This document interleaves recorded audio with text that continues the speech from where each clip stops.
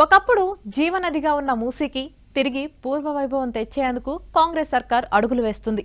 మూసీకి ఇరువైపుల నుంచి వచ్చే మురుగు నేరుగా నదిలోకి చేరకుండా ముందుగా శుద్ధి కేంద్రాల్లోకి మళ్లించి అనంతరం మూసీలోకి వదిలేలా ఏర్పాట్లు చేస్తున్నారు. త్వరలోనే ఔటర్ పరిధిలో మురుగు శుద్ధి కేంద్రాలు నిర్మించబోతుంది.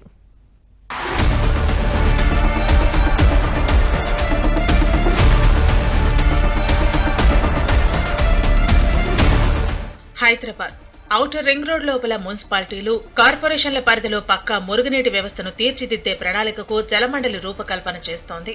అన్ని చోట్ల పకడ్బందీగా భూగర్భ డ్రైనేజీ వ్యవస్థను తీర్చిదిద్దాలని యోచిస్తోంది. ప్రస్తుతం ఔటర్ రింగ్ రోడ్ లోపల 14 మున్సిపాలిటీలు, 7 కార్పొరేషన్లు ఉన్నాయి. గతంలో బల్దియాలో కలిసిన 12 మున్సిపాలిటీలు, ప్రస్తుతం ఔటర్ చుట్టూ విస్తరించి ఉన్న మున్సిపాలిటీలు, కార్పొరేషన్లలో పాత పైపులైన కారణంగా మురుగు నిర్వహణ దారుణంగా మారింది. శుద్ధి చేయకుండానే చెరువులు, కుంటలు మూసీలో చేరుతోంది.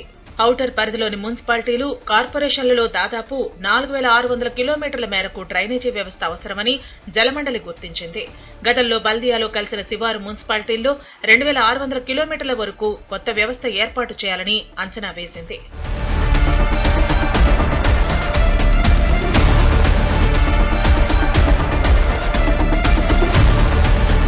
మూసీలో స్వచ్ఛమైన జలాలు పారించాలంటే ముందుగా మురుగుకు అడ్డుకట్ట వేయాలి. లేదంటే ఎన్ని కోట్లు ఖర్చు చేసినా వృధా తప్పదని నిపుణులు చెబుతున్నారు. ఇందుకు ఎగువ నుంచి వచ్చే వ్యర్థ జలాలను నియంత్రించేందుకు జలమండలి ప్రణాళిక సిద్ధం చేస్తోంది.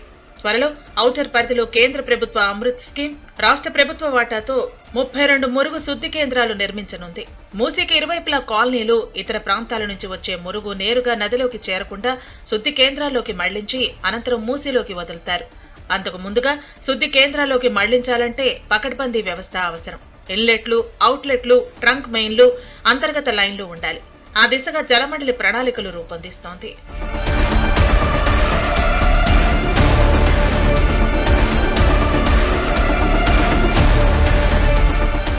నగరం నడిబొట్టున ఉన్న మూసీ నది పేరు వినపడితే ఇప్పుడు ముక్కు మూసుకుంటాం. కానీ ఒకప్పుడు ఈ నది భాగ్యనగర వాసుల దాహం తీర్చింది.